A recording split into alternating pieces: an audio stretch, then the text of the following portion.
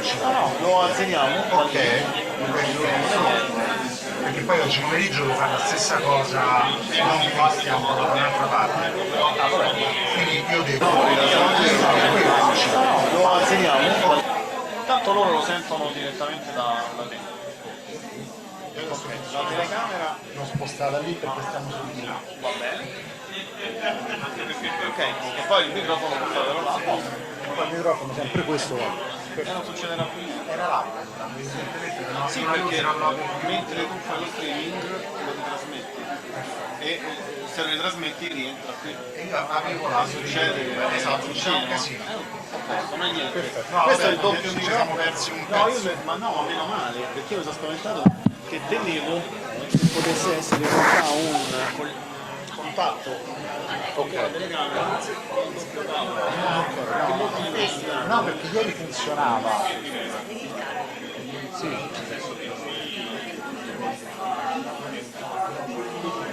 Qui dritto.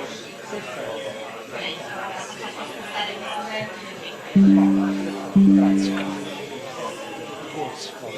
We use the same. We turn it off.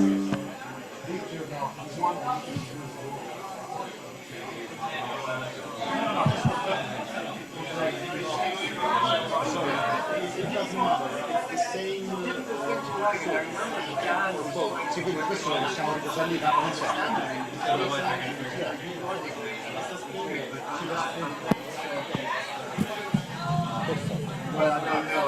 Attenzione a quello, meglio qua, mi raccomando. Quella come se una parte apposta per togliere la mezzo.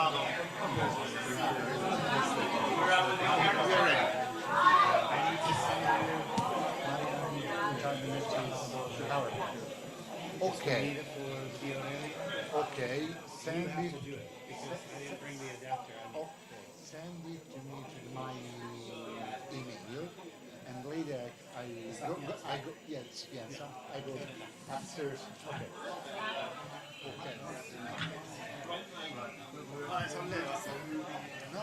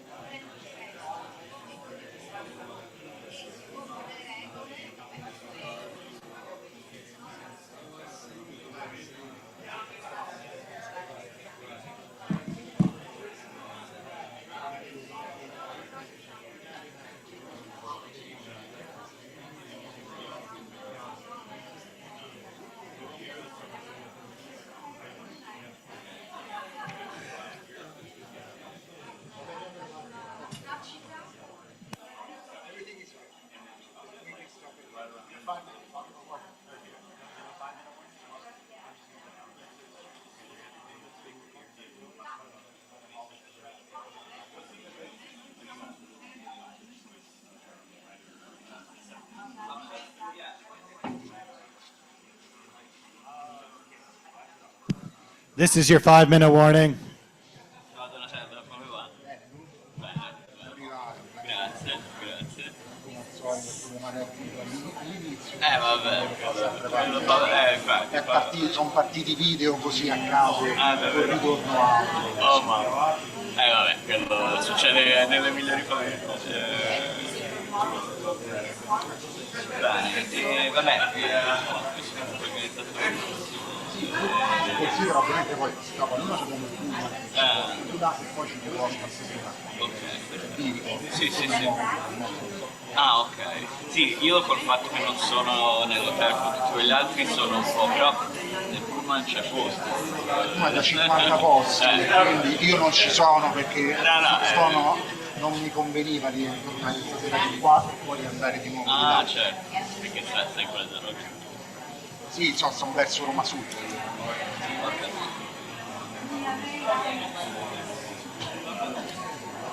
E invece domani siamo all'American Academy. Domani tutto il giorno lì, perché c'è anche lì c'è il pullman domani mattina, quindi alle 8:30 se vuoi ti fai trovare davanti lì a Via Ippocrate e la sera all'hotel, al Globus e la sera riporti tutti Sì. invece siamo tutti.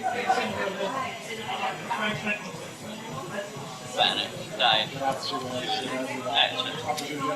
Certo.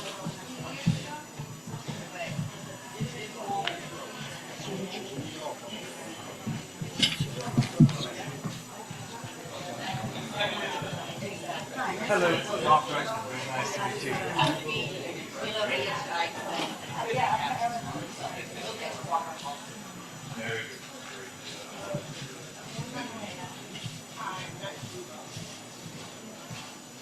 So I will let you know when 40 minutes is up. We discussed 20. We're doing 20. So we should have... Okay, we'll do. All right, great.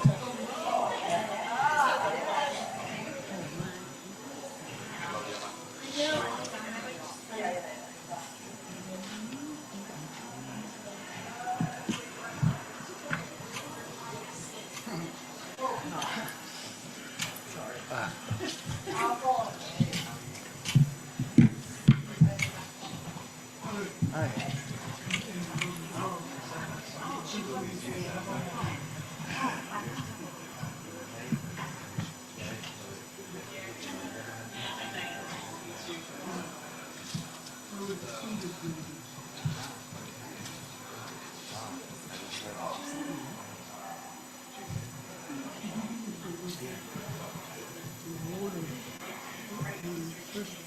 Yeah, that's here.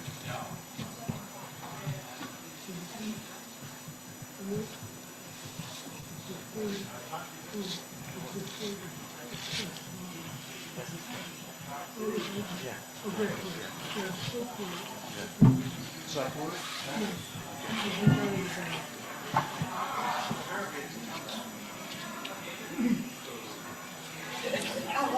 Oh, there! You just stole my bottle. Sorry,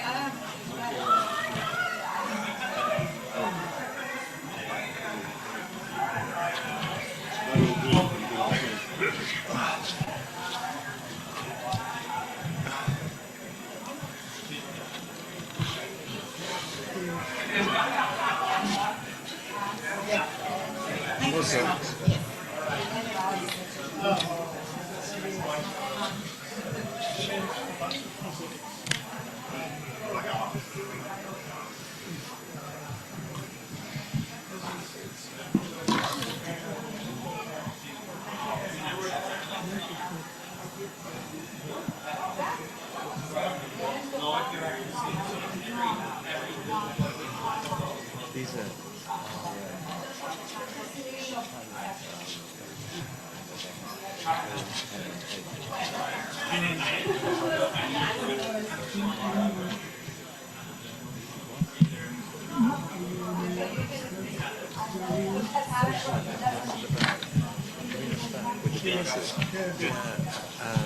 Roberta knew who he was. Let me see if I can identify. She knew him. What? No, it's not Emilio. No. Let's see.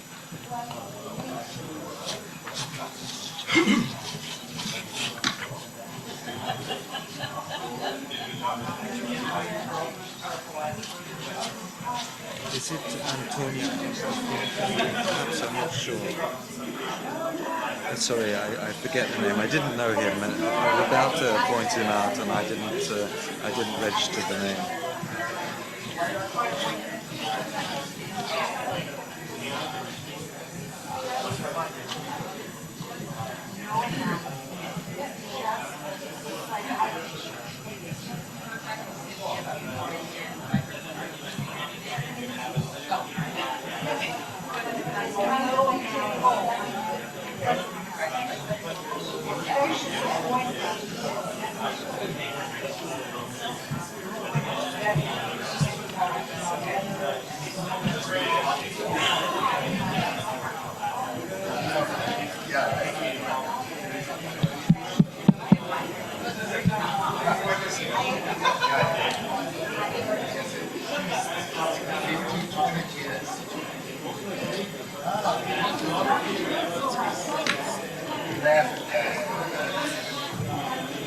Signore, signori, ladies and gentlemen, meine Damen und Herren, Mesdames, Messieurs, please take your seats.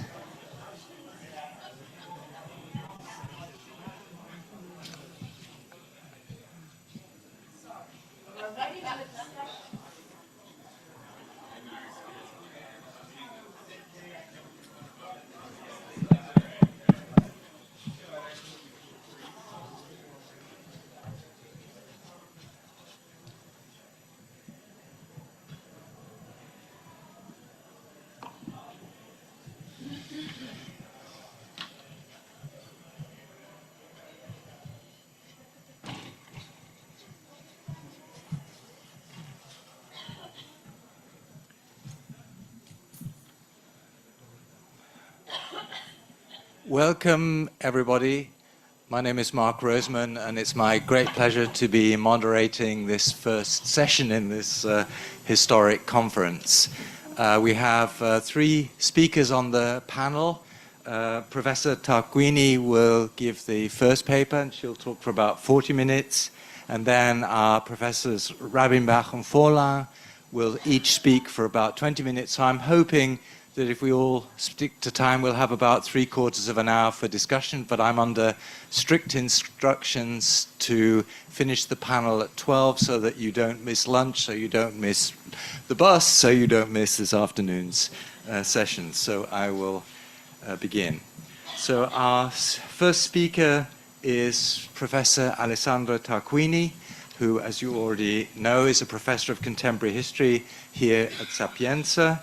She's the author of many books and essays on the fascist regime, on intellectual history, and on anti-Semitism, including Storia della cultura fascista, Italian intellectuals and international politics, Sinistra italiana e gli ebrei, socialismo, zionismo e antisemitismo dal 1892 al 1992, and A History of Italian Fascist Culture.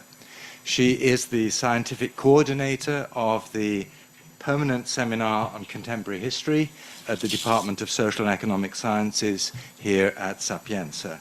And in 2021, she edited The European Left and the Jewish Question Between Zionism and Anti-Semitism. Please. Thank you. You have a very good accent. Thank you.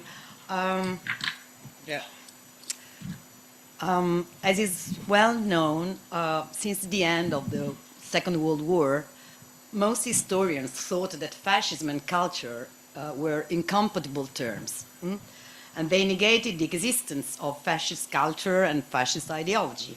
So they considered fascism, I'd say, as a practical phenomenon, pointed to the fact that the regime didn't produce its own political doctrine comparable of those of great political traditions as liberalism, socialism, communism.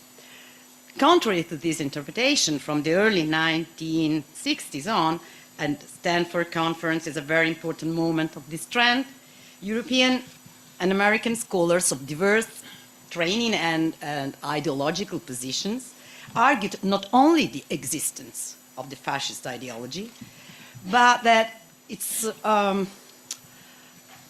understanding was essential to any wholesale understanding of the regime. So they studied the intellectual origins, characteristic of fascism, and in this sense, for us today, studying the fascist ideology means, on the one hand, seeking out and gathering primary sources, but on the other hand, always taking into account the significant contributions of these authors, and I think recognizing that our work is rooted in a long-standing tradition. So I'd say that we are not alone. I mean, we are standing on the shoulders of giants. So in my talk, I'll try to describe, to analyze the fascist ideology, focusing on the myth of the state and its major theorist, Giovanni Gentile.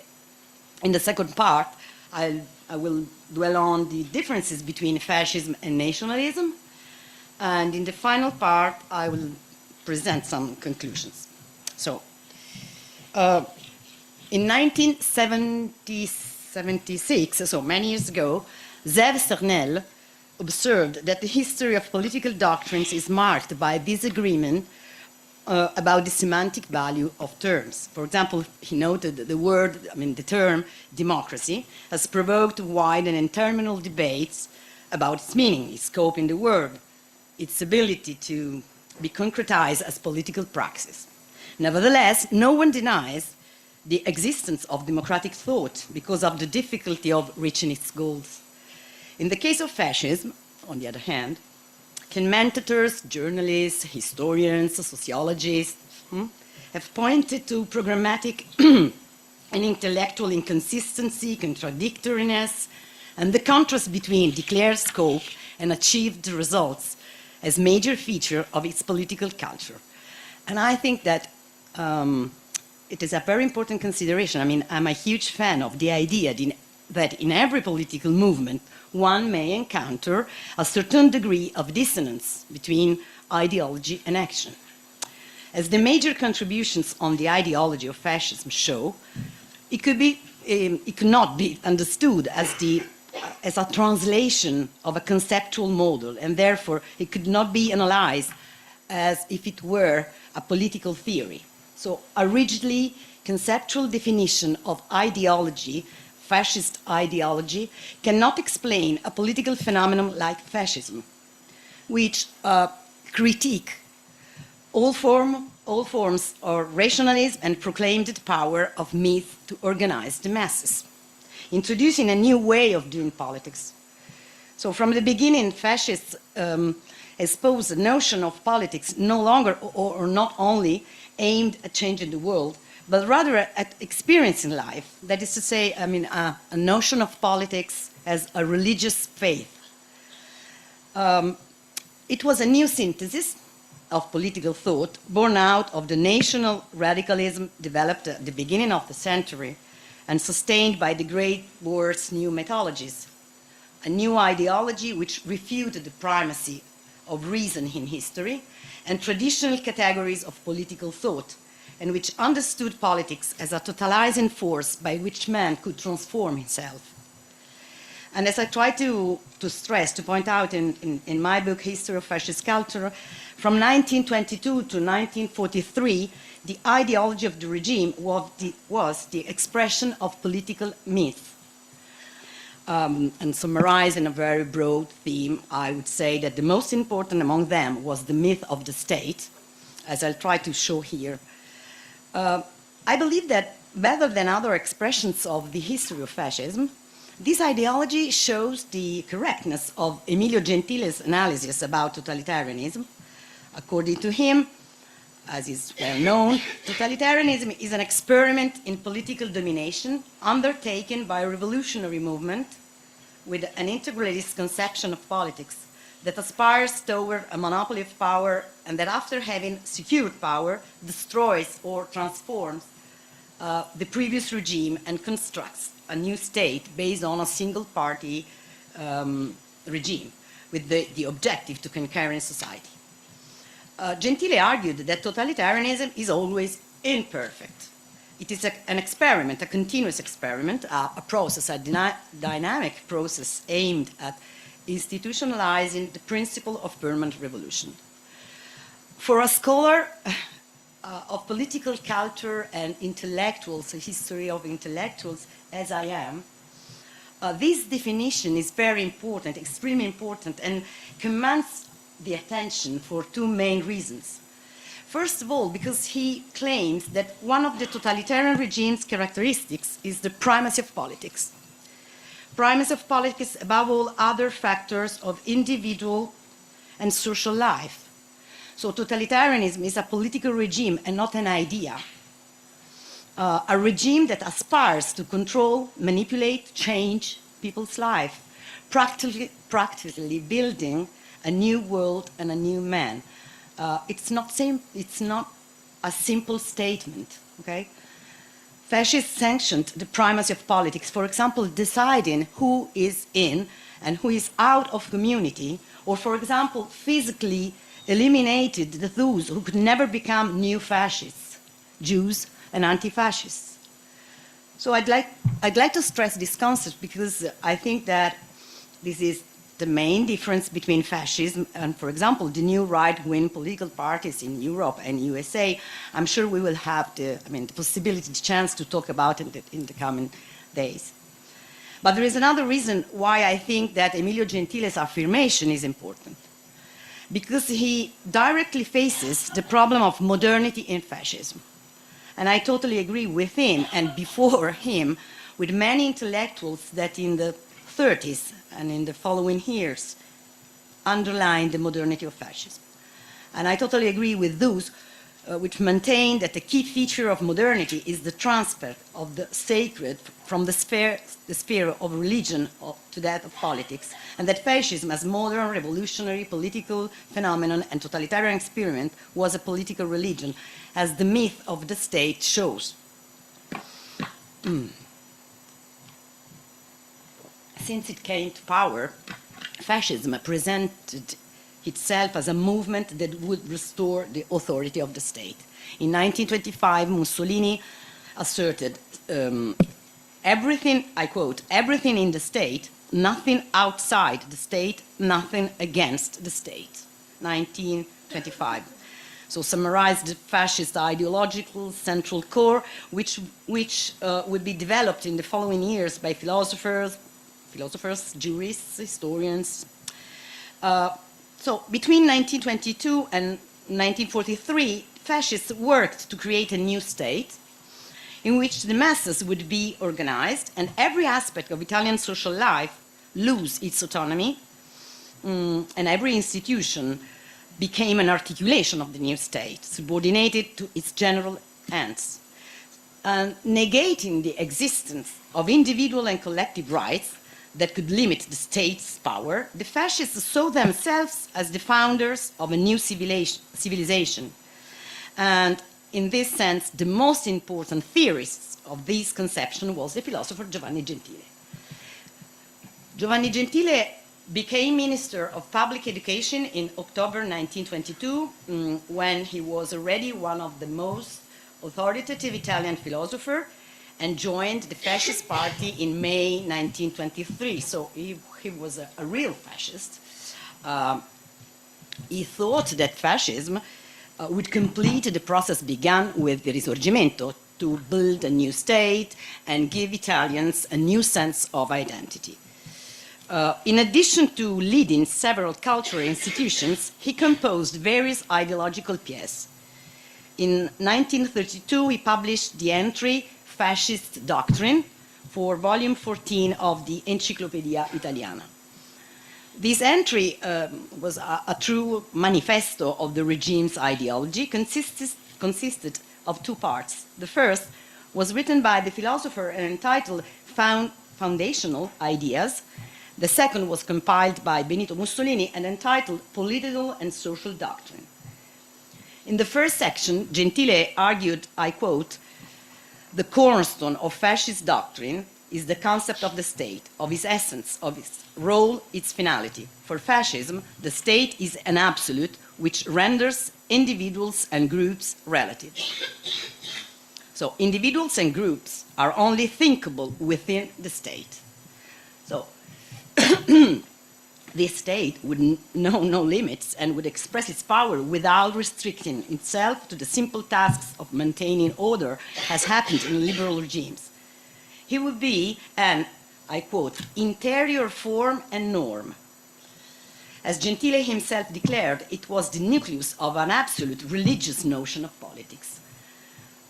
I quote Gentile, "Fascism is a religious idea in which man is seen and his immanent relationship to a superior law with an objective will that transcends the specific individual and elevates him to conscious member of a spiritual society. Those who, when considering the fascist regime's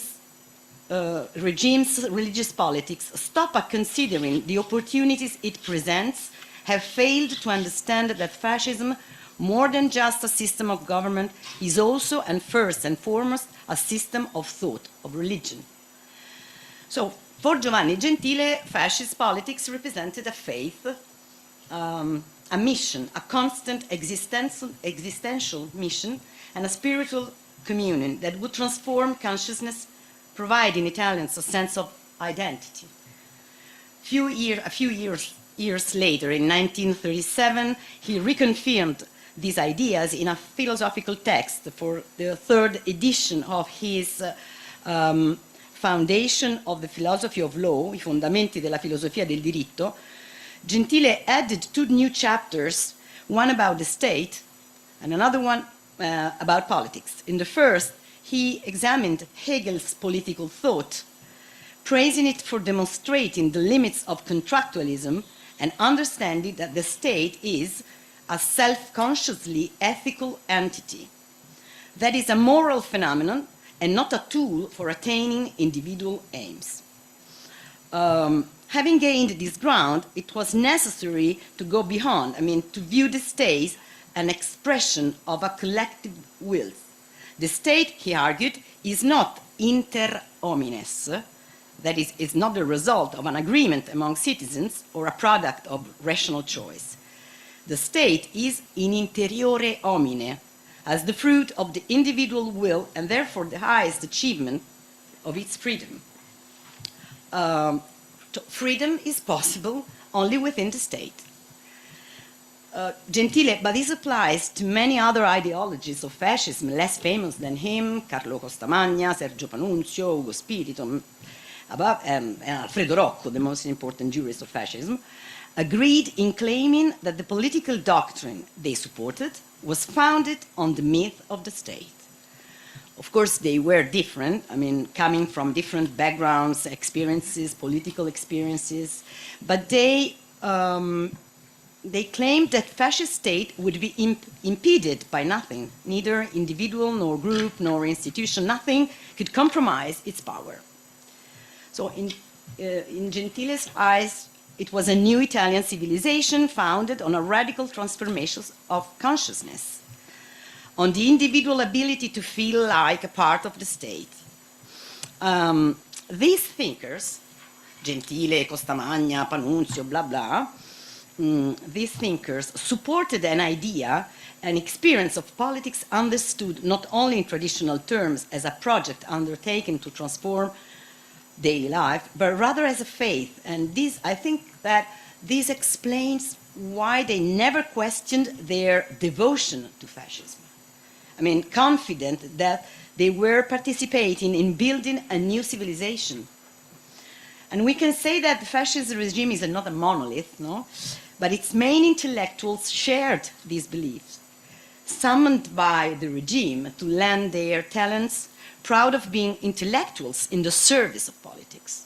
They fought, like other intellectuals, to assert their position as theorists of the fascist state. And in my opinion, it is in this sense that fascist ideology was an ideology based on the myth of the state and not a simple form of nationalism. We have here, dov'è Donatello? Donatello, dov'è? He's the real expert in Italian nationalism, so now I'm trying to talk about the relationship between fascism and nationalism. This relationship is one of the most examined topics taken up by those who study fascist ideology. I'd say that some scholars have argued that fascism is a variant of nationalism, while others have emphasized the differences between fascist and nationalist ideologies and politics. Especially after the 1929 Lateran Treaty, according to the first group, the regime shifted toward a reactionary and conservative position in line with the Catholic Church. For instance, Luisa Mangoni, Franco Gaeta, Gabriele Turi highlighted the centrality of nationalism and Catholicism in the fascist dictatorship's cultural politics. Gabriele Turi, for example, wrote that Gentile and Rocco were both the most significant proponents of a moderate nationalism, conservative fascism, derived from nationalism which arose from the ruling class desire to play a role in building the new state.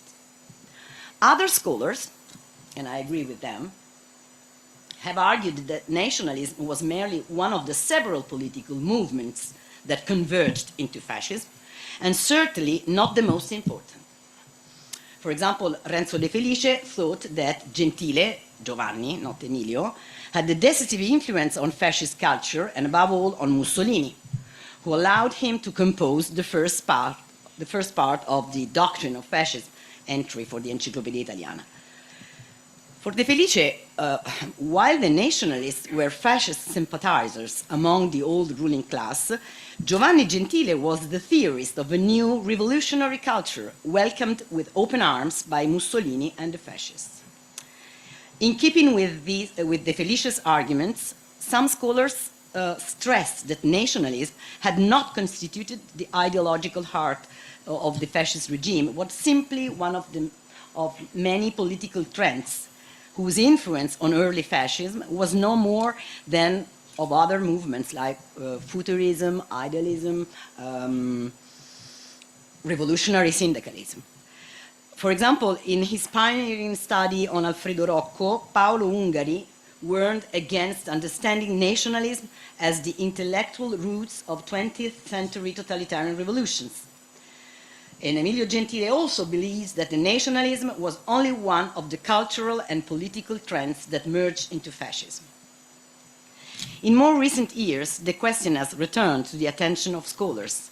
Many authoritative European and American historians, and here we have some of them, have argued for the importance of analysis going beyond the national boundaries to study the mutual influences, the transmission of ideas and the circulation of practices, comparing illiberal movements, political parties, and regimes. So we can say that their aim is to show the existence of a network of cultural and political relationships in the 1920s and 1930s, stressing the existence of a mixture of different culture and practices.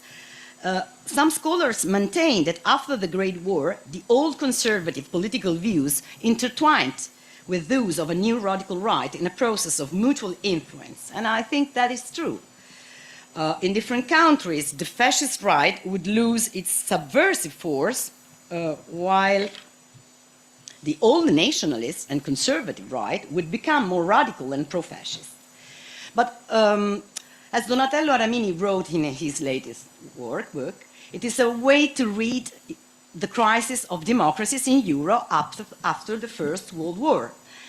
And it's a way, identifying the nationalism with fascism.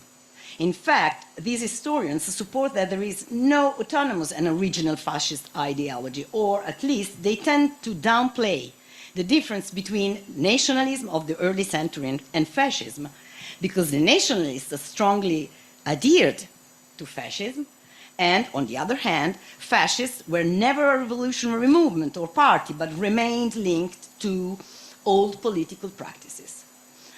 I'm not sure that is true, because I think that it is not true. And although the relationship between nationalist and fascist movements, between the old right and the new one, have been characterized by reciprocal exchanges, I think that fascist sources show a different reality.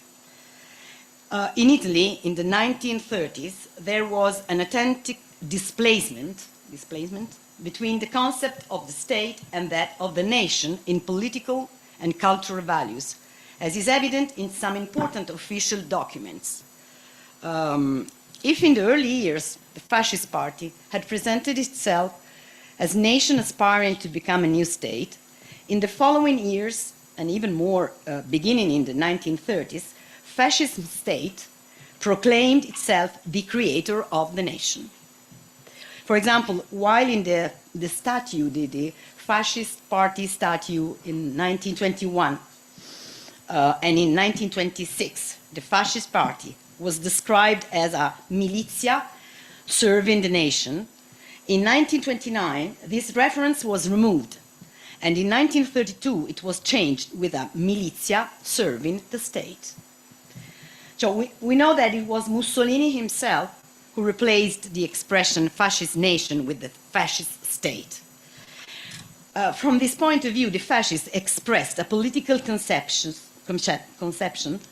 analogous to that articulated by Giovanni Gentile in the entry Dottrina del Fascismo, refusing any naturalistic and deterministic conception of the nation. I mean, what's the difference? No? What's the difference between state and nation? Fascists thought that nationalism was something old, belonging to a different civilization and culture, overtaken by the new fascist era. We could say that, according to them, nation is a static concept, a fact, something done, completed, while the state is a dynamic concept that takes the force and the primacy of politics, I mean, the will to create a new world. And while the nationalists, with their naturalistic and materialistic concept of politics, believed that the nation had created the state, fascist intellectuals observed that with fascism, the country made itself into the state. As Camillo Pellizzi, one fascist intellectual, in 1926 argued, no concept of an Italian nation exists. The fascist state not only rules the nation, but absorbs and eliminates it. Yeah. Okay. These considerations were shared by the Fascist Party's Dictionary of Politics, an official publication, a dictionary, published in 1940. It was a political and ideological work expressing clearly the fascist conception of politics. Unlike the Enciclopedia Italiana, the dictionary, the dizionario, was to be a manifestation of politics in action. The entry nation was written by jurist Carlo Costamagna. Carlo Costamagna was a jurist, a political scientist, the director of the magazine Lo Stato, the state, one of the prominent figures of fascism. He portrayed the nation's absolute subordination to the state. So yet again, fascists emphasize the static, not nationalist nature of their political ideology. And Costamagna wrote, "It is a mistaken logic to create a contrast or just to separate the problem of nationality from that of the state. Nationality before the state is the starting point of a process that gains historical value only based on how it ends within the state." So for Costamagna, the idea of the state was the quintessence of politics.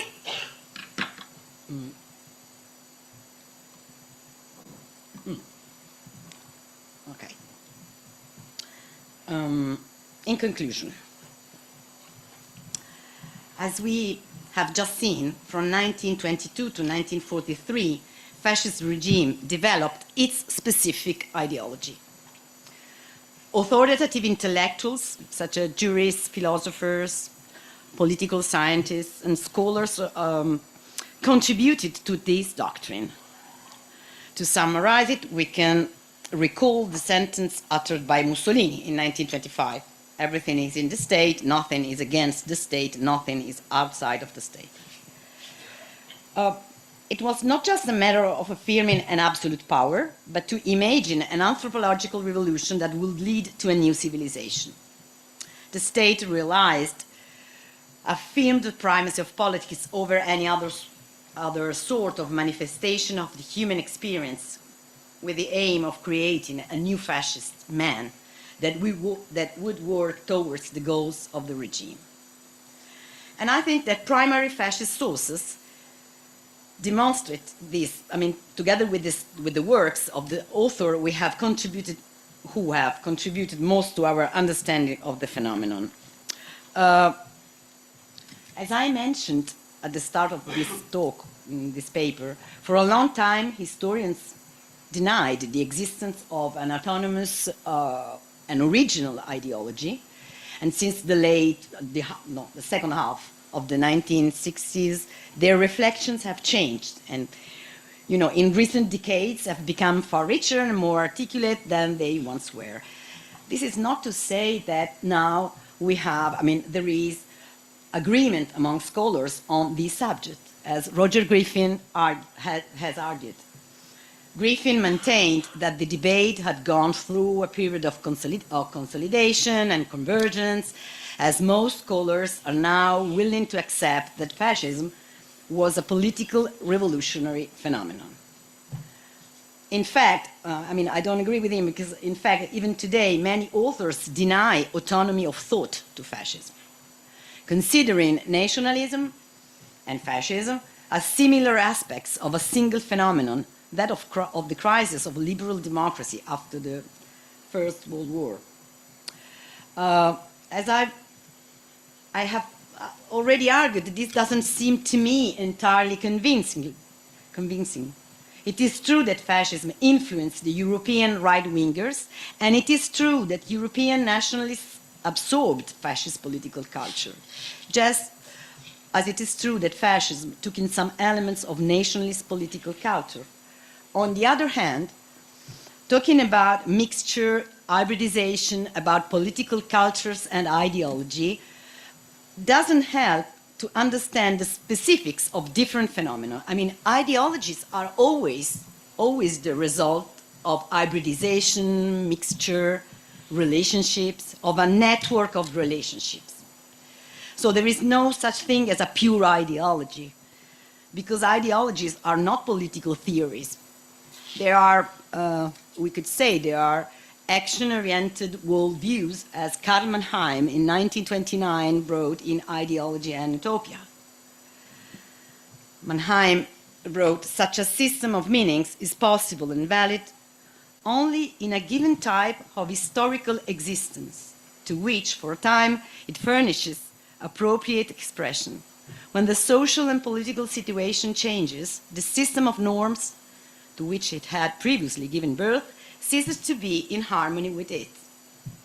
So we could say that history, as Mark Bloch wrote many years ago, is the science of change and difference. And, I started to study fascism many years ago to try to answer a question. And I think it's very important to clear our question research. My question was, and is, why did we become fascist?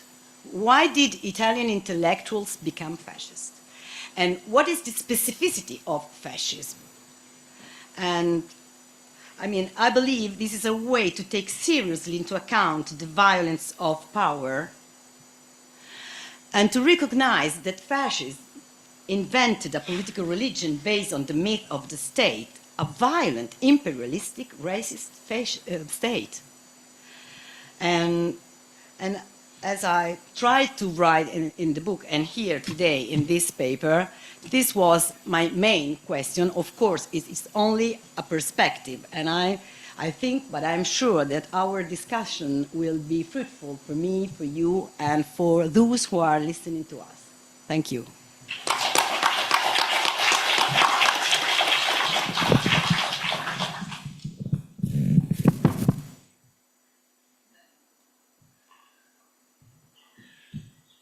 Thank you so much, Professor Tarquini, for starting us off so splendidly and also in time.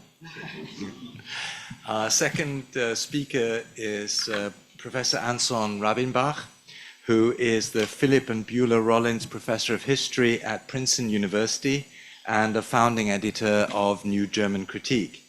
He received his PhD from the University of Wisconsin-Madison in 1973. He's been a fellow at the American Academy Berlin, a Fulbright senior scholar at Smolny College, St. Petersburg, a fellow at the Institute for 20th Century History in Jena, at the Simon Dubnow Institute in Leipzig, and at the Internationales Forschungszentrum Kulturwissenschaften in Vienna in 2013. His research focuses on the cultural and intellectual history of modern Europe, and among his books are The Crisis of Austrian Socialism, from Red Vienna to Civil War, 1927 to 1934, The Human Motor, Energy, Fatigue, and the Origins of Modernity, In the Shadow of Catastrophe, German Intellectuals Between Apocalypse and Enlightenment. He's also published a documentary history of Nazi Germany, The Third Reich Sourcebook, co-edited with Sander Gilman, and his most recent book was Staging the Third Reich, Essays in Cultural and Intellectual History.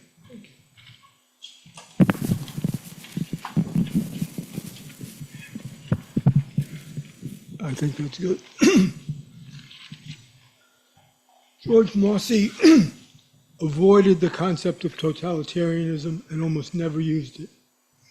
In a 1976 interview, he said, "I am opposed to totalitarianism because the liberal point of view uses totalitarianism as a general catchphrase for anything that is anti-liberal. In The Nationalization of the Masses, he called the concept misleading. However, on one occasion, he did give it serious consideration. At a 1982 Jerusalem colloquium on the memory of Jacob Talmon, he outlined his objections. Published in 1952 and less well known than Hannah Arendt's Origins, Talmon's Origins of Totalitarian Democracy is one of the genre's earliest and most influential works. Indebted to political theory, Talmon argued that the Enlightenment and the French Revolution created totalitarian democracy. Notions of the perfectibility of mankind, Rousseau's general will, and popular sovereignty inspired the Jacobins and were all ultimately realized in The Menace of Bolshevism. Though Marcy agreed that the French Revolution began a new age of mass politics, he rejected Talmon's claim that the Enlightenment and the Revolution created totalitarian democracy because, Marcy said, the concept of totalitarianism actually stood in the way of understanding the new political style. Instead, he argued that it was the aspiration of romantic irrationalism to realize a new totality of life through the emotional integration of individuals in a collective entity. That was the basis for aggressive nationalism in the 20th century. It was not, Marcy argued, merely a child of the Cold War. Totalitarianism has always been a protean term, capable of combining and recombining meanings in different contexts and in new, ever-changing political constellations. The major theorists of totalitarianism adopted a term that had a long history before it acquired the patina of academic respectability. It's very difficult to pinpoint precisely what is distinctive about totalitarianism. Is it, as some of its first theorists insisted, compelling shorthand to demonstrate that modern tyranny, because it is more invasive, more reliant on the total assent of the masses, and more reliant on terror than old-fashioned despotism? Or is it a project, as Hannah Arendt famously argued, in fabricating an atomized humanity according to the laws of biology or history? Or is it an ideal type in the barbarian sense to which no real dictatorship conforms? could it be redefined as an experiment in political domination undertaken by a revolutionary movement rather than a regime, as Emilio Gentile had recently suggested? Finally, is it a sign of ontological confusion in Slavoj Žižek's provocative formulation?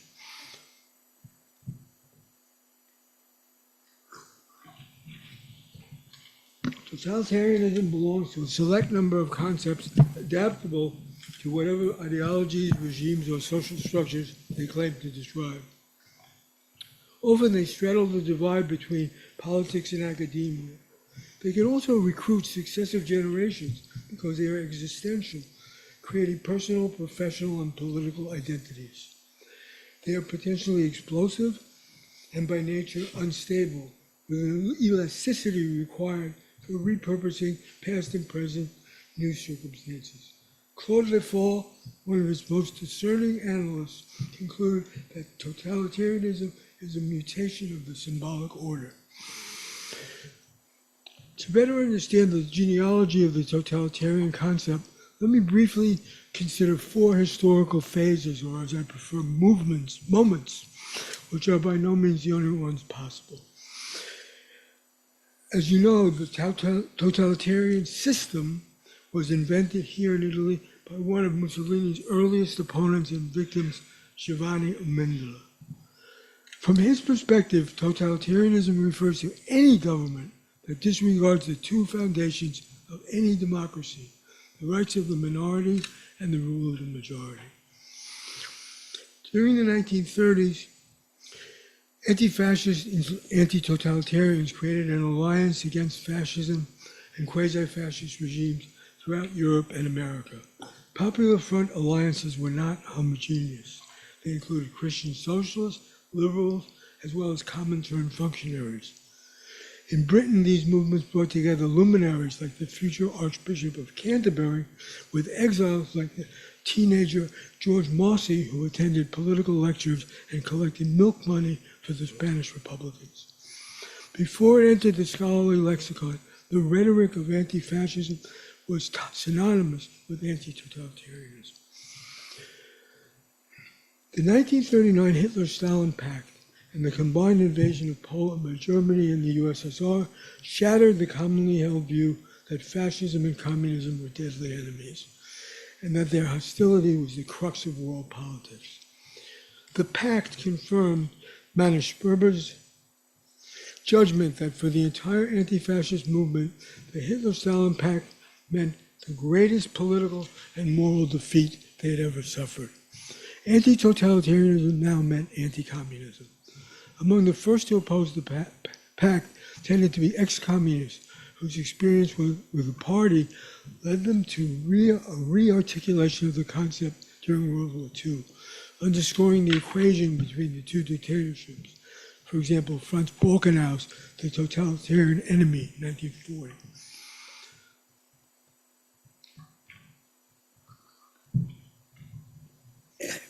After the war, the political consensus of the 1930s was reconfigured by the so-called Cold War liberals, many of them former leftists, who eventually united under the banner of liberal anti-communism. In the U.S., not only the anti-Stalinist left of Partisan Review, but religious periodicals like Commonweal and Christian Century were all using the term totalitarianism to link, if not equate, fascism and communism. When the American Philosophical Society held a symposium on the totalitarian state in 1939, the argument had evolved from a focus on the nature of dictators or the economy to a new focus on ideology. Mind you, not to any specific orientation, but to conformity to the will or worldview of the state and a revolt against Western civilization. Post-war anti-totalitarianism became a semantic bridge, enabling former progressives to turn from anti-Nazism to anti-Sovietism. Its revival in the 1950s led to its academic canonization. For example, Brzezinski and Friedrich, The Totalitarian Dictatorship and Autocracy. Sidney Hook, who personified the new liberalism of fear, summed up the moment when he wrote, Whoever believed that Nazi expansionism constituted a threat to the survival of democratic institutions must conclude by the same logic and the same type of evidence that Soviet communism represents today an even greater threat to our survival because the potential opposition to totalitarianism is now much weaker in consequence of World War II. This version of liberalism was cleansed of Enlightenment phantasms of progress, social justice, and emancipation, all associated now with Stalinism. As Norman Podhoretz, editor of the magazine Commentary, recalled, whereas the anti-communist liberals were full of dynamism, elan, and passion that so often accompany a newly discovered way of looking at things, the fellow travelers could marshal nothing but boring cliches and tired arguments. By the late 1960s, however, many scholars abandoned totalitarianism as a Cold War relic. When terror ceased to be the defining feature of Soviet rule and détente replaced containment as U.S. policy, German historians like Michael Geyer, Ian Kershaw, and Richard Overy documented the multiple flaws in the Nazi-Soviet equivalence, as did Sovietologists such as Sheila Fitzpatrick. As Geyer explained, quote, the totalitarian model, with its claim of a monolithic, efficient state and a dogmatically held mind-altering ideology, did not describe historical reality. 10 years after its broad acceptance, one of its former defenders could admit it does not serve the cause of comparative political analysis or political understanding to cling to the concept of totalitarianism.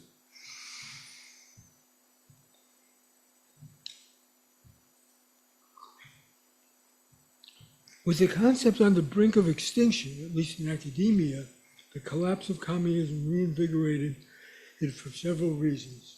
Chief among them was the inability of Soviet-type societies to reform from within or to accomplish any substantial modernization of their disintegrated planned economies.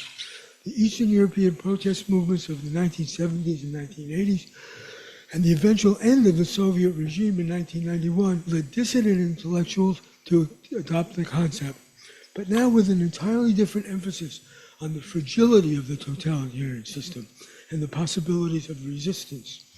This is especially evident in Václav Havel's The Power of the Powerless, 1979, and Adam Michnik's memorable observation that the Soviet regime was totalitarianism with its teeth kicked out. A newer approach, inspired by Michel Foucault, regards totalitarian power not in terms of states and ideologies, but in everyday experience of culture, governmental institutions, and technologies in the democratic West.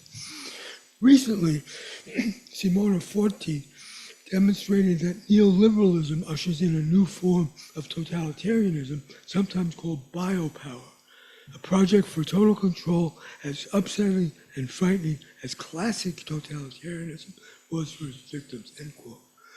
Biopolitical theory is a sophisticated political analysis unconstrained by the old antinomies of left and right, democracy and dictatorship, objective science, and political bias.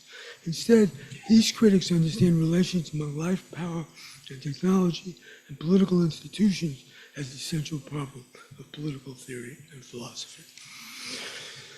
During the 2003 invasion of Iraq, Adam Michnik once again invoked another moment of totalitarianism. Watching the collapsing World Trade Center towers, he said, made me realize that the world was facing a new totalitarian challenge. Islamist fanaticism and lies were challenging democratic values. As expected, totalitarianism once again performed this role as a semantic bridge between the 1930s, the 1950s, and the 1980s, and its more contemporary uses. Totalitarianism remains as ambiguous today as ever. As a historical concept, it is insecure and contested, geopolitically promiscuous, intellectually nebulous, and always a semantic marker of new political constellations, identities, and ideological alliances. Only that, I think, remains indisputable.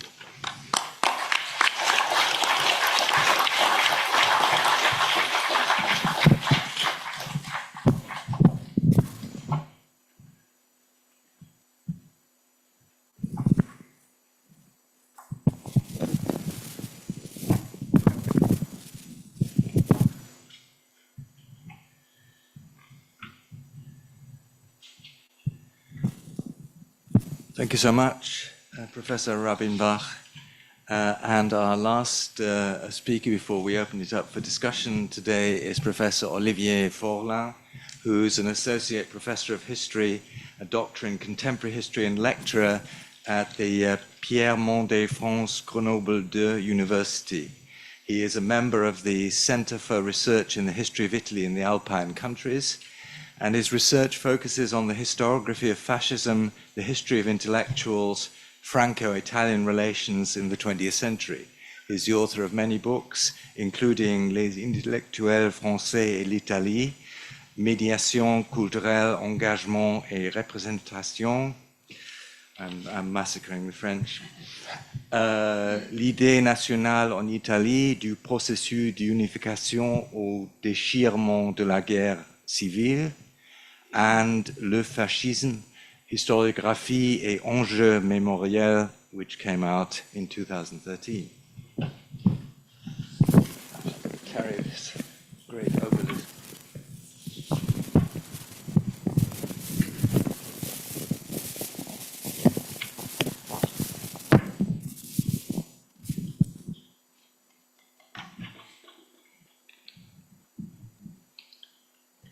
Thank you for.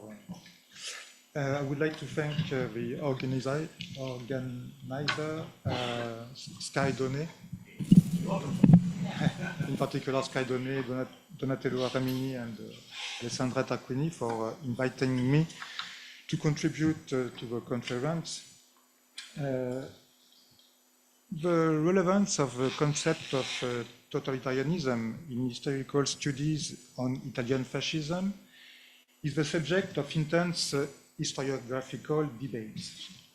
Determined by the state of research, the reflection on the question is also influenced by political and memorial context. To study the use of the concept of totalitarianism and research on Italian fascism, I will distinguish three periods.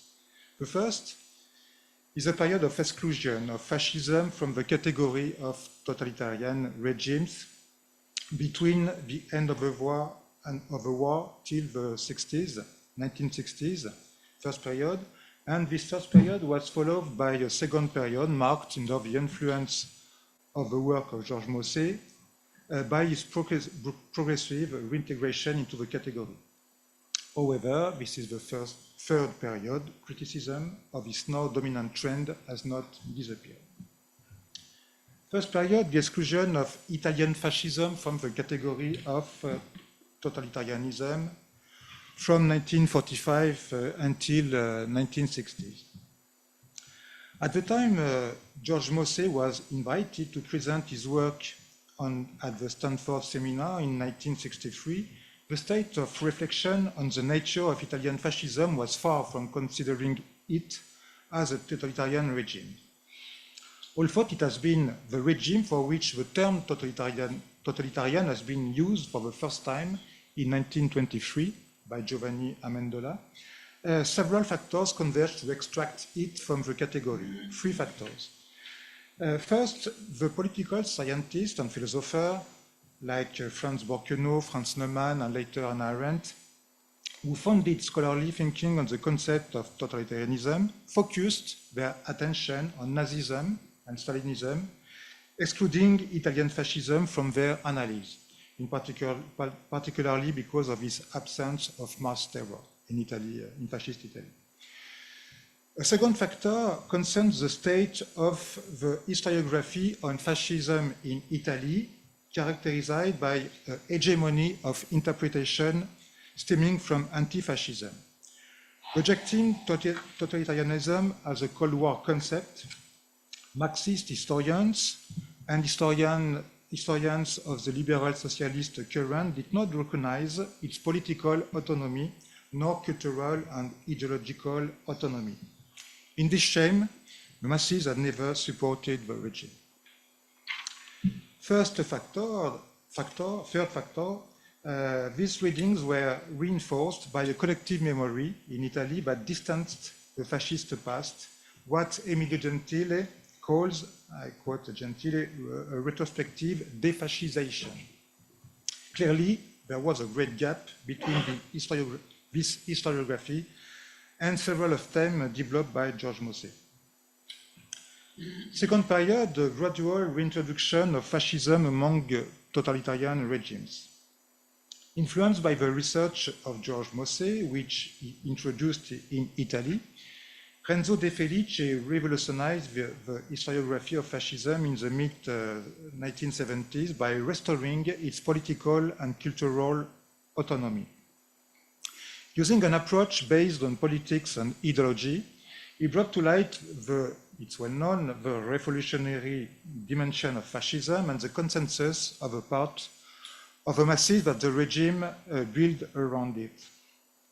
However, Renzo De Felice, influenced on this point by Hannah Arendt's thesis, tended to exclude the fascist regime from the category of totalitarianism. Indeed, he considered that the compromise made with traditional elites, the depolitization of the fascist party, and its subordination to the state, the process of strengthening Mussolini's power distance it from the totalitarian model.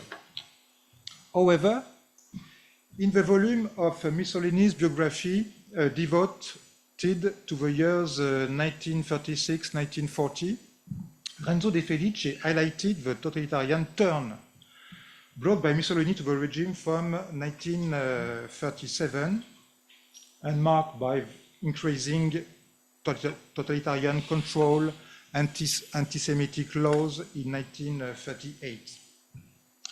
The historian noted, however, that in 1940, the results of this turn, of this change, were disappointing and supported the idea of a failed totalitarianism. It was Emilio Gentile, in particular, who contributed greatly to reintroducing Italian fascism into the category of totalitarian regimes. From his first works, published in the mid-1970s, he favored an approach to fascism through ideology and culture, considered as autonomous phenomena able to explain the adherence of the masses to the fascist regime. He also borrowed from Mosse his conception of ideology not only as a body of doctrine, but also as a set of myths, symbols, beliefs, and rites, as well as a political style based on an appeal to instinct, violence, and the primacy given to action. And Emilio Gentile integrated this conception of ideology, into an interpretation of fascism as totalitarianism. Before to analyze fascism as a totalitarian regime, he developed a definition of totalitarianism inspired on this point by Hannah Arendt, which make it, I quote Emilio Gentile, an experience of political domination implemented by a revolutionary movement and organized by a party with military discipline. He goes on to highlight the interaction between the different elements of totalitarianism, like interaction between a revolutionary party, between conquest of society, between anthropological revolution, etc., which this interaction give totalitarianism the dimension of an experience of continuous domination with its own dynamics. Never completed, the totalitarian process must therefore be understood taking into account the historical context in which it is inscribed. According to Emilio Gentile, Italian fascism fits this pattern. This is a mass revolutionary movement organized into a militarized, hierarchical, and disciplined militia party. Its objectives were to seize the monopoly of power, then to build the totalitarian state, to control, to supervise, and integrate the masses in order to build the new man and the new society. If in Emilio Gentile thinking, fascist ideology has a strong irrational component, He claims that this ideology is backed by a rational system of organization and institution. And Mosse similarly insisted on the role of educational institution in the diffusion of Volkisch ideology among German youth at the end of the 19th century and the beginning of the 20th century. As we just seen, Emilio Gentile highlighted the role of the party and the totalitarian state in the implementation of the anthropological revolution, contesting the idea of depolitization of the party in the 1930s. He believes that it contributed greatly to undermining the foundation of liberal state in order to build the totalitarian state. And between the party and the state, rather than identifying a confrontation, he detected a process of hybridization. A form of totalitarianism, Italian fascism, is also analyzed by Emilio Gentile as a political religion. Indeed, fascist ideology, integrating myths, rites, and symbols as a religious dimension. It was sacralized, imposed on Italians as a faith, and demanded obedience from them. And it pursued a major objective of an eschatological type, the regeneration of the human being. Conception of fascism as a political religion is, in Emilio Gentile framework, another argument to consider Italian fascism as a totalitarian regime. Third period, from the very end of the 20th century, fascism as totalitarianism, this is now from 30 years ago, this is a dominant reading, but there are persistent criticism. The works of George Mosse, Renzo De Felice, and Emilio Gentile have given a decisive impulse to the use of the concept of totalitarianism in historical research on Italian fascism since the 1980s and 1990s. Several elements of the political, ideological, and memorial context have also favored this evolution. On the ideological level, from the second half of the 1970s, the collapse of revolutionary myths and the decline of Marxism allowed the concept of totalitarianism to emerge from the ostracism to which it had been subjected since 1945. The fall of the communist regime in Europe in 1989-1991 further accentuated the use of the notion in academic circles.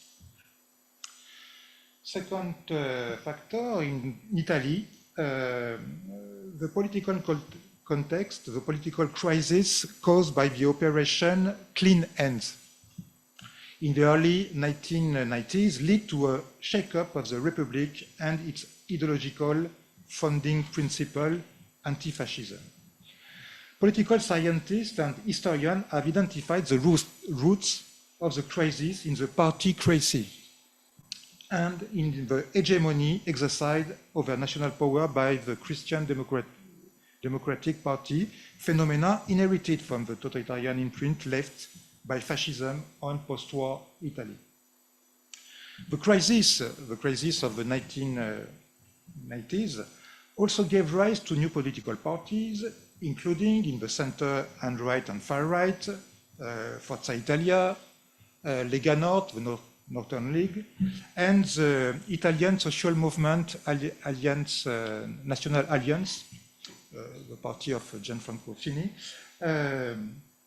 These parties revised the fascist past to de-demonize it and underline and highlight its positive features: strengthening of a nation, modernization of economy, Mussolini as a great head of state, the aim of this party was to give a new legitimacy to the national idea that these parties wanted to substitute for anti-fascism as the foundation of the Republic. And for the Italian social movement, heir to fascism, The objective was also to legitimize its accession to power. Indeed, thus, in order to challenge this political reinterpretation of fascism and reestablish the historical truth, research on fascism, particularly in the field of political and cultural history, has tended to highlight the totalitarian dimension of fascism. Thus, many studies of the political history of fascism use totalitarianism as a category of analysis. They focus on fascist and state organization and institutions, like youth organization, the use of political violence by fascism, which has been reassessed. For instance, fascism included violence in a strategy for conquering power. Julia Banez has shown the march on Rome thus introduced a break in using violence with the previous regime. Several studies have also shown the effectiveness of repression deployed against anti-fascists. Totalitarian logic was also at work in the development of the doctrine and the adoption of anti-Semitic law rigorously applied by the administration in 1938, as shown Marianne Matar-Bonucci. The same totalitarian dynamic has been identified in several aspects of the colonial policy of fascism, violence and racism against indigenous population exercised from 1922, marks a break with the colonial policy of the previous regime. Then, in the end of the 20s, there was a massive repression in Libya, and after, in the second half of 1930s in Ethiopia, laws of racial segregation in Oriental Africa adopted in 1936-1937. The works on the Italian Social Republic, notably those of Claudio Pavone, have underlined the support that the regime had enjoyed among a section of the population, in particular the young men, ragazzi di Salo. They have also shown the ferocity of the repression perpetrated against the partisans and the complicity of the Social Republic in the persecution of the Jews. The same totalitarian dynamic has irrigated the foreign policy of fascism, development of projects of vital space in the Mediterranean and Africa, policy of aggression and occupation during the war in Slovenia, in Balkan, etc. In cultural history, still in the line with the work of Mosse, De Felice and Emilio Gentile, research has studied the means of the consensus in the construction of totalitarianism, policy of conquest and control of intellectuals, cultural policies, major role of the ideology and myths, etc. On the theoretical level, the interpretation of fascism as totalitarianism is also shared by Roger Griffin. Like Mosse, the British historian has favored an analysis of fascism through ideology and culture. He has given a major role to the myth of the anthropological revolution, on which he bases his definition of fascism and which determines its totalitarian nature. Another group of historians, several historians of anti-fascist lineage, as Enzo Traverso and Enzo Colotti, grouped together in the same totalitarian category, Italian fascism and Nazism, emphasizing the analogies.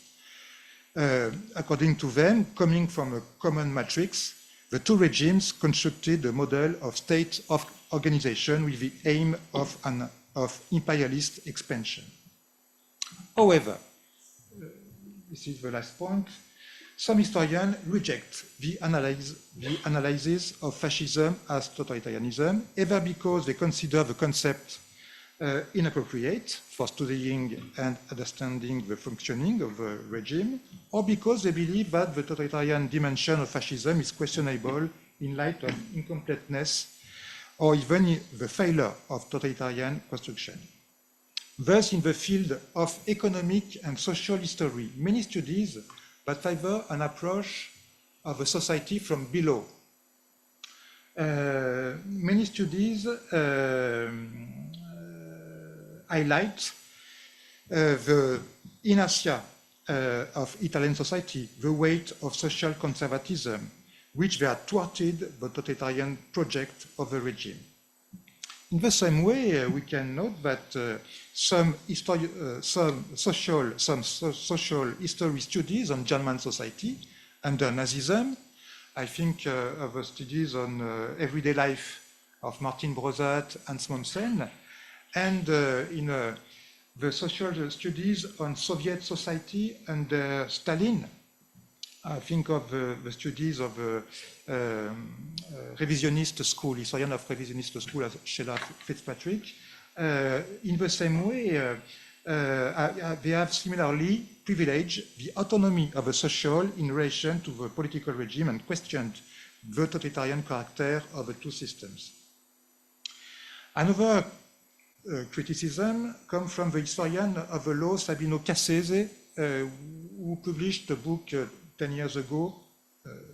The translation in France is 2014. Sabino Cassese has rejected the analysis of fascism as totalitarianism by means of three series of arguments. He first points out the continuities between liberal Italy and fascist regime. Second, he invokes the competition between several instances of power at local and regional levels. And third, he mentioned the failure of corporatism, determining the failure of a totalitarian transformation of society. While other historians acknowledge the existence of fascist totalitarian projects or intention, they also note the failure of a totalitarian construction given the regime's inability to translate the project into a political practice. Evoking a failed and imperfect totalitarianism, they point out the obstacles that the regime encountered on the path to totalitarianism. These obstacles are the presence of a monarchy, the influence of the church, the compromises made with traditional elites, the passivity of Italians, etc.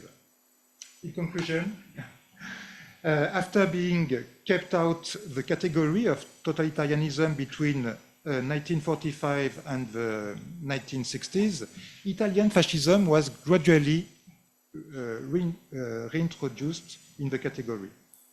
Such a development was made possible by the influence of the work of George Mosse, disseminated in Italy by Renzo De Felice and Emilio Gentile.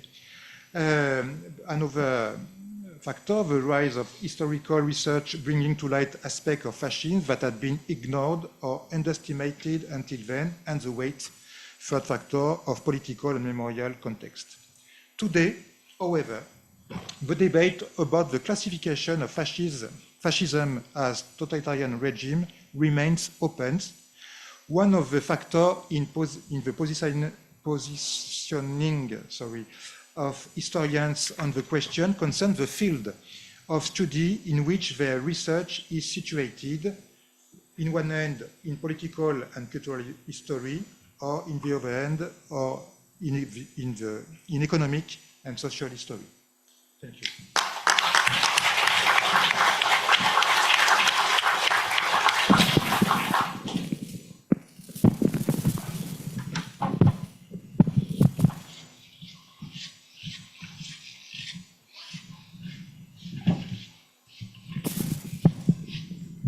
So I'd like to thank all our three presenters for three wonderful papers, but also for setting the quite remarkable precedent of three senior academics all sticking to time.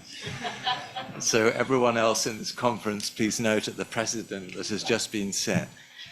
I'm not a believer in technological determinism. However, I do think that because of the clunkiness of the mic, I'm going to suggest that we collect questions so that then we can move it slowly across from one speaker to another. So please, the floor is open, but we'll collect several and then, please. Go ahead. Antonio. Yeah.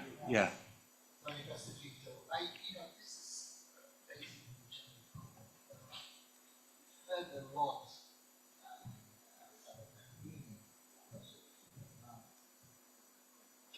research. Just wanted to introduce, since we are in Italy, one of the important organizations by Giovanni Sartori, Roman scientist, where the center in the late 90s wrote an important article looking at totalitarianism not as a form of regime, but as political tension that is very much present in all regimes. So he was trying to, and I think was trying to basically to look at totalitarianism as political tensions and dynamics of the regimes that sometimes get crossed, like period, or in the case as Germany or in the case of fascism, not exactly as a political regime. So, that's my comment. Thank you. Eric. Thank you. Wonderful panel to start things off. Two questions for all the panelists, one about the state and one about the nation. Regarding the state, I think we follow from Gentile. We can all agree that even Stalin's Russia never was a purely totalitarian state. You don't have to be a revisionist to understand that. The question is the ambivalence I think both Marxist and fascist regimes or movements had towards the state. That didn't really come up. I mean, Marxists would say the state was going to fall away. And then, of course, they perfected totalitarianism perhaps better than any fascist did. And fascists really had a problem with the liberal 19th century state. And even when they came into power, I think one of the ambivalences, the reason they didn't become totalitarian, whether it was Hitler or Mussolini, if you talk about the dual state, or Strangle, they never dealt well with having a large monolithic state that had processes that had to be followed, right? They always wanted to work outside of it. You see it now with the criticism of the deep state. So I'm just not sure that the state per se was part of the ideology of either totalitarian movement we talked about. So that's my question. Is the state really a goal in and of itself, other than to wield power? Did they ever really embrace that? And that gets me to nation. If we don't differentiate between left-wing or Soviet totalitarianism, Maoist totalitarianism, and fascism, by saying one's organized around class and the other around nation or national belonging or some kind of focus or ethno-political belonging, then how do we differentiate it? If nationalism in some form isn't the defining feature of right-wing totalitarianism, then what is it vis-a-vis left-wing totalitarianism? Okay, so I don't know if we have a roving mic, because I gather from the back it's not so easy to hear. Is there another microphone for, so you? No.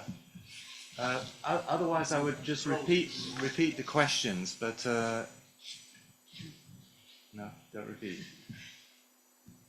Yeah. Professor Traversi.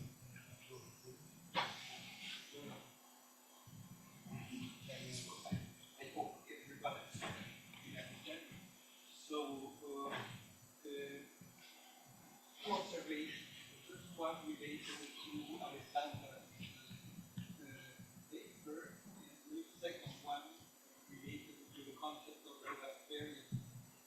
So it seems to me that your explanation of the existence, partly the existence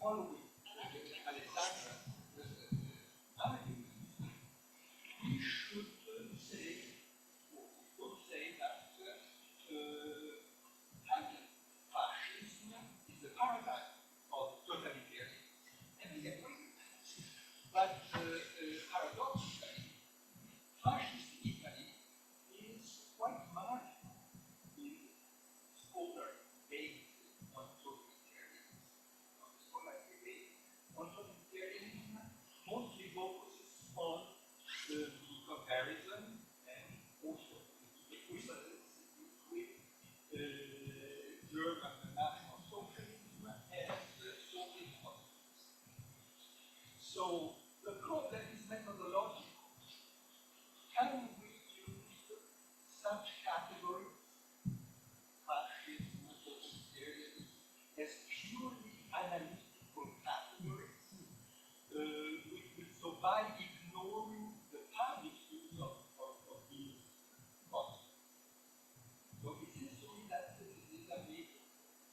I would say that, spontaneously, I would say that totalitarianism is a pertinent concept in the field of political theory, because totalitarianism is a concept that grasped the emergence in the 20th century of a new form of power. A new form of power which is qualitatively different with respect to all previous forms of authoritarianism, tyranny. But we cannot ignore the fact that this concept, of course, was forged by Mussolini in the 20s, but as a scholarly concept, it was formed in the 30s. And it was created with the purpose of establishing an equivalence between communism and fascism. And I think that in terms of historical analysis, it is extremely problematic. Okay, thank you. Thank you. I also have a question connected to the ideas of nation and state, so maybe for Alexander Platini. You stand up. Yeah. So I thought very interesting this overview of how the emphasis of fascism comes from being on the nation early to be very clearly on the state, on the totalitarian state. But yeah, this also may lead to these central issues, and also alluding to this problem of perhaps sexualism, about what fascism is or not. So I thought my question would be, okay, that this happens, this transfer of emphasis from the nation to the state, but then what were the motivations of historical factors to produce that change? Does this respond to a specific political strategy? How does the specific context of the mid and late 20s or early 30s affect that process? Because I think very mainly to that period of idealization and construction of the idea of fascism. Thank you. I can already see more questions. I think I'm going to give our respondent a chance to respond, and then we'll have a second round. Okay. Dear Enzo, no, I don't agree. I mean, I don't think that we will make a complete U-turn on these topics, okay? So, first of all, yes, I think there is a big difference between the German experience and the Italian one. Secondly, I don't think that, I think that in every political doctrine, this is my perspective, no? There is a degree of ambivalence, okay? So, for example, does a real democracy exist? When we talk about liberalism, okay? Do we think about a single model of liberalism, of democracy? I don't think so, okay?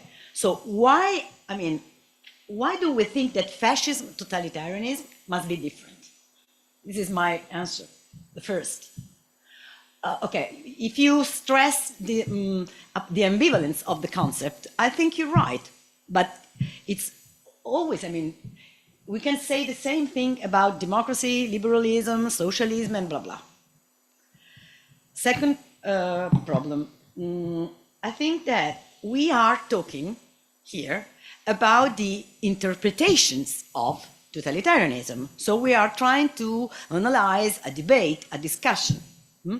And for example, I appreciated their talks, and of course I totally agree when you stress the political use of this term, of the term totalitarianism, and when you stress the political context in which it was born and developed, okay? But I repeat, the fact that this concept has been used within a political struggle, or that it is ambivalent, doesn't mean that it doesn't exist. No? It doesn't mean that totalitarianism doesn't exist. So, in my perspective, we have to answer with, when I say primary sources, I'm thinking about our historiographical research. I don't think it's a problem of a debate or the debate. And I don't agree when you say that the Italian contribution was marginal. I'm sorry, it is not fair. It's not probably. Do you mean the Italian contribution to the debate on totalitarianism? Oh, I'm sorry. So I didn't get this.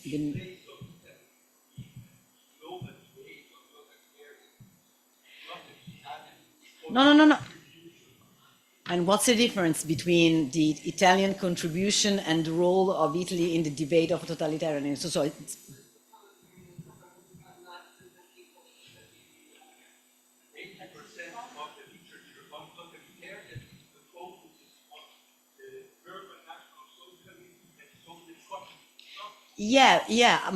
okay, now I see. I don't think that we have a problem of analytical categories. I have a different problem, as I've tried to say before. I have a problem of research, a research question, and I'm trying to answer, okay? And I'm trying to describe and to stress the specificities of that regime. Okay, and if you say the German experience or the Soviet experience is different, okay, I have no problem on that. No, I'd like to say again a thing. Professor Rabenbach, you stressed the importance of this anti-fascist culture using anti-totalitarianism and totalitarianism in a political sense. And I would like to say only in Italy, this political culture that you described was a small minority, you know? The most important Italian intellectuals in the 1930s is Antonio Gramsci, a communist, and generally speaking, communist intellectuals negated the existence of totalitarianism. No, it's only...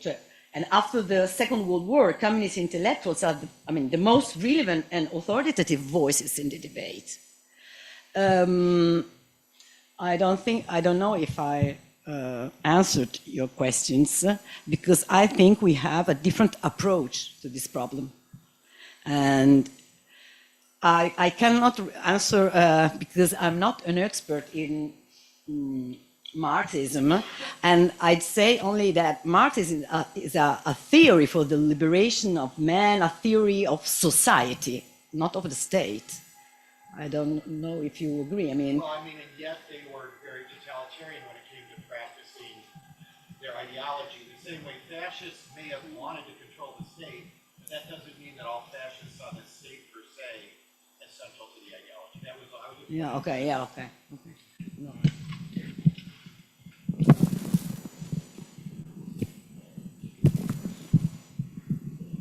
I would just add a couple of points. My first question is, does totalitarianism add anything to the definition of fascism? And when I read Emilio Gentile's definition of fascism as totalitarianism as coercion, repression and terror, demagoguery, all-pervasive propaganda, cult of the party and the leader, capillary organization of the masses, totalitarian pedagogy, discrimination against the outsider, inevitable enemies. This all describes fascism perfectly well. You don't need totalitarianism to add, doesn't add anything to that distinction. I think the concept is too burdened by historical facts and consequences of using it to re-domesticate it.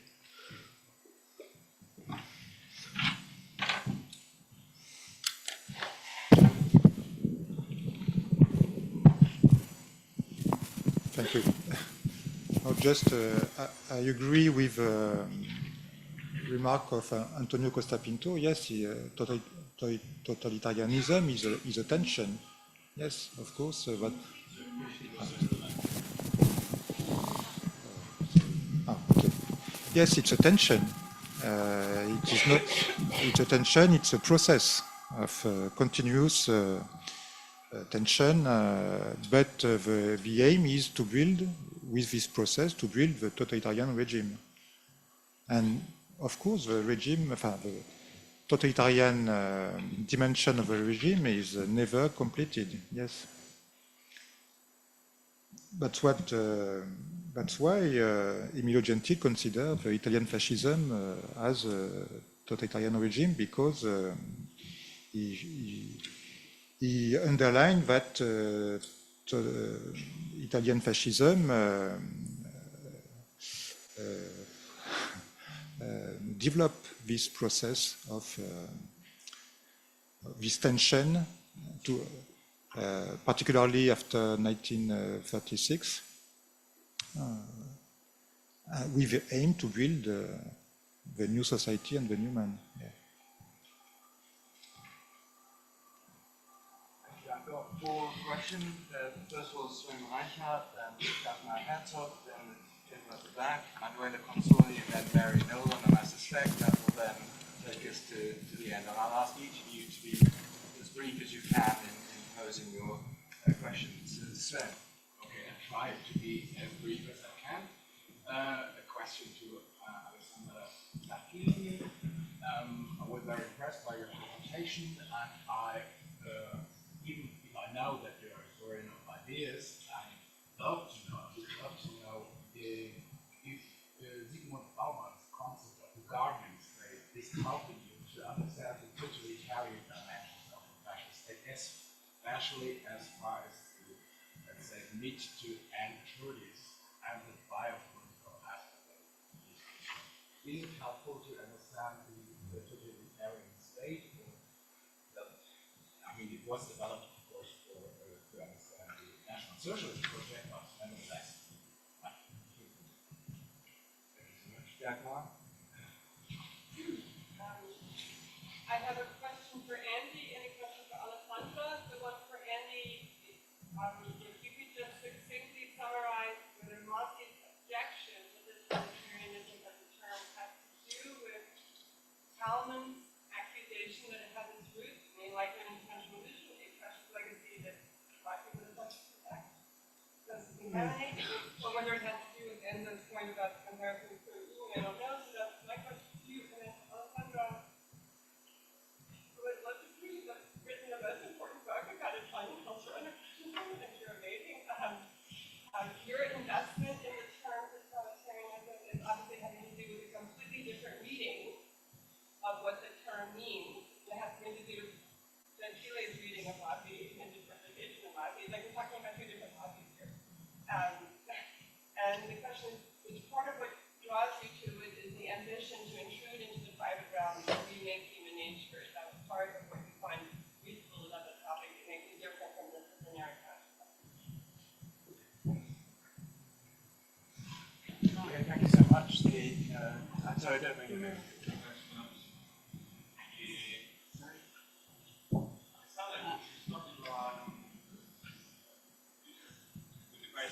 Why were the Italians fascist?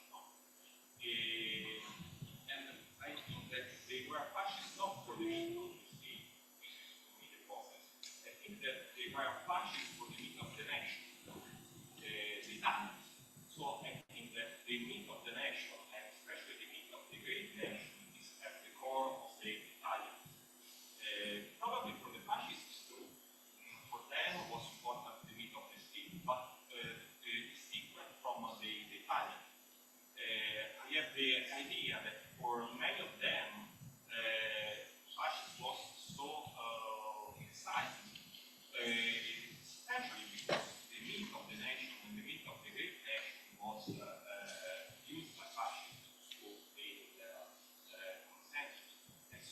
I'm not sure what is important for the fascists is the same of what is important for the fascists.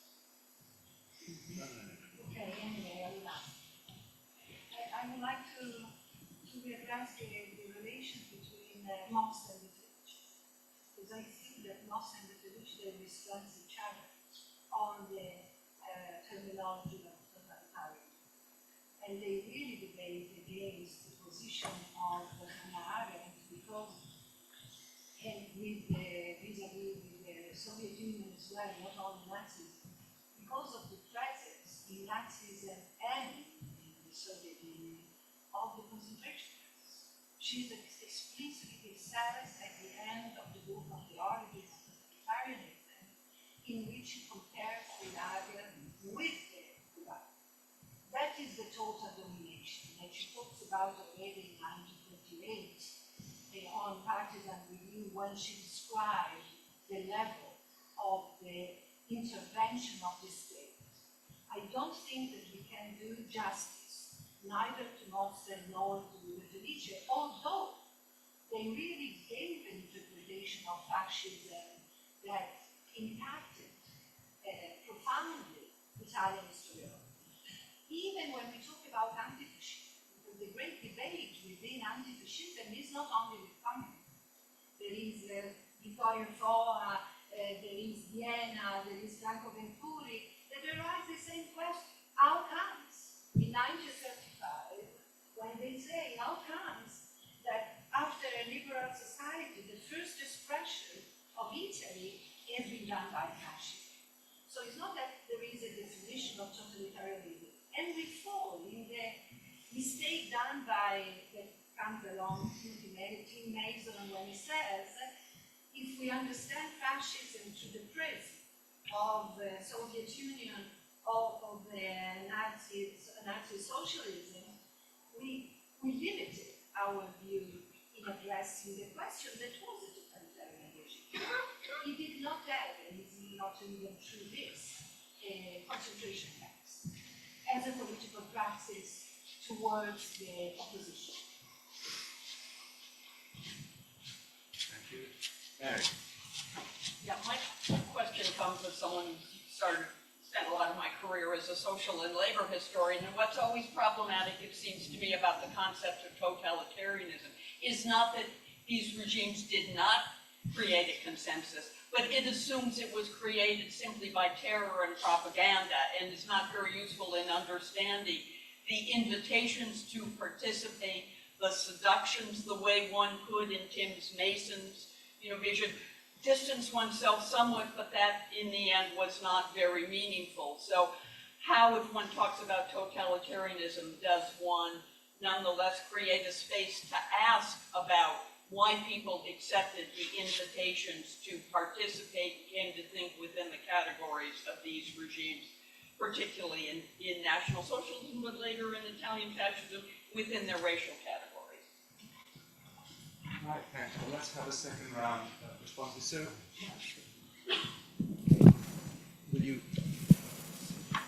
You raise some huge problems, and I can't answer to everyone. Probably we can talk at lunch.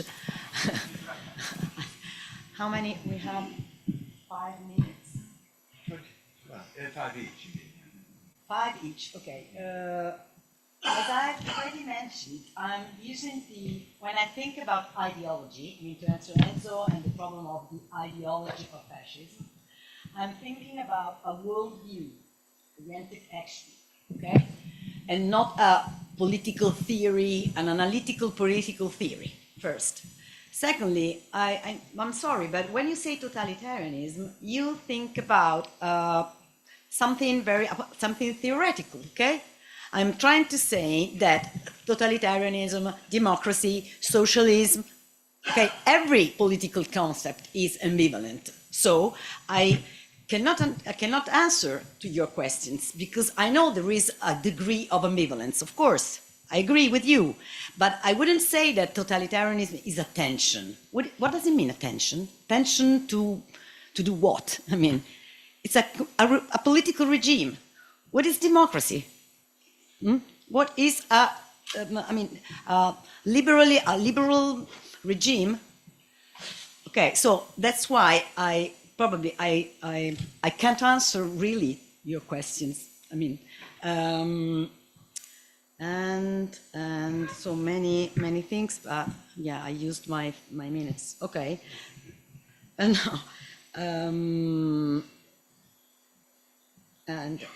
no, the problem you raised, the problem of consensus propaganda in totalitarian regimes is a very huge problem, and Mosse talks about the differences between propaganda and culture, and this is one of the reasons why I studied this topic. I mean, to understand the real reasons or the motivations.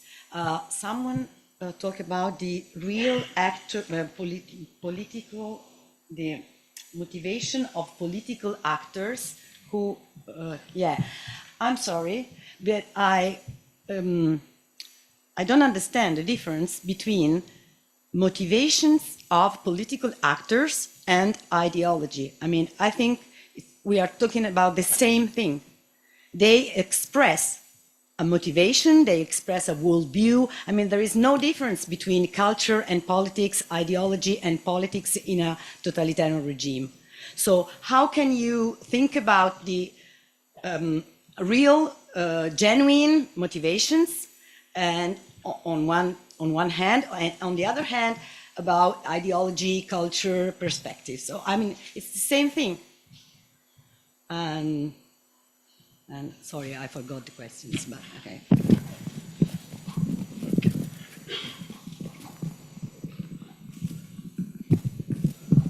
To Dagmar's question, I think that Mosse objected to Talmon because he was part of the upsurge in thinking about totalitarianism.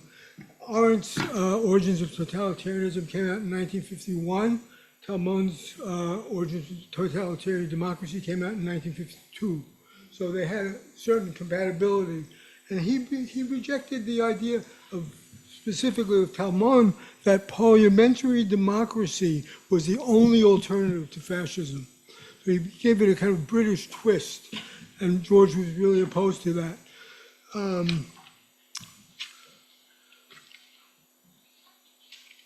That's it.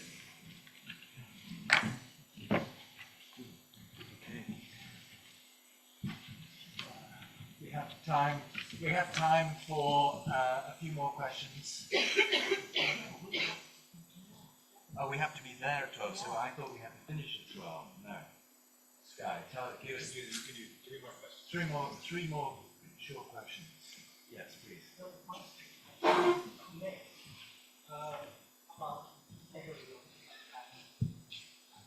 We have to stress that this is not a case of Latin customs intuition of category women. Italian fascists declared they were Italian. We hear this in thousands of pamphlets, books. So we have a big problem of application of but as an historian, I have to consider what people said of himself, something very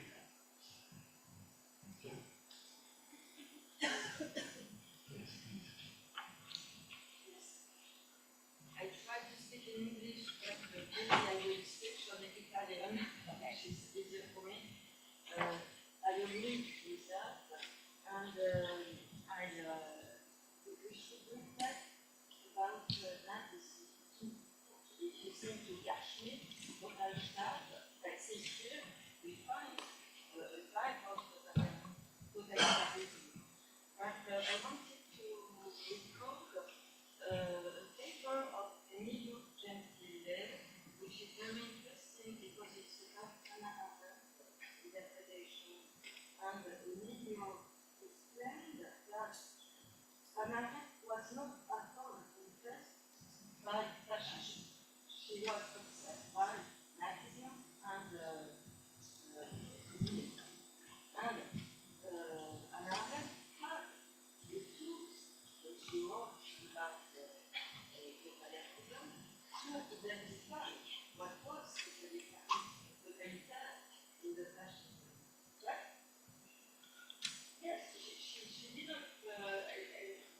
Make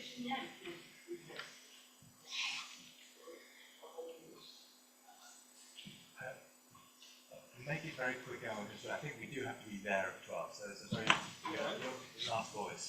Yeah, it's a very simple point. I want to reiterate what Molly was saying, first of all, that maybe we haven't talked enough about consensual fascism, totalitarianism, Nazism, communism, whatever it might be, but the relationship between the assertions of the ideology and public response to it over time. And the second that relates to that is what happens then when these totalitarian regimes disappear? What happened to all this assertion of totalitarianism, and what has happened to the notion of consensual dictatorship? If it is the case, how does it then vanish within a short period of time? I think I'm going to close there because we do have to go. I'd like to thank our three speakers for three wonderful presentations.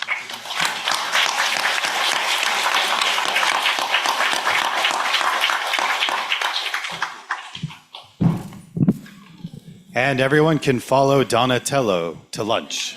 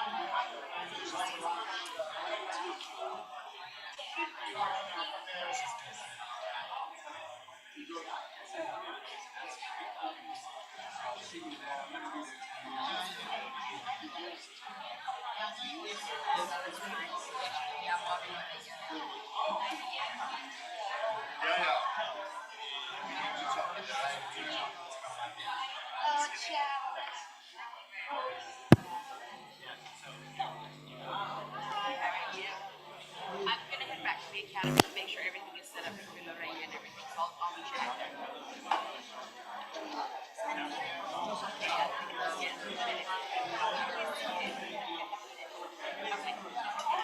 Okay.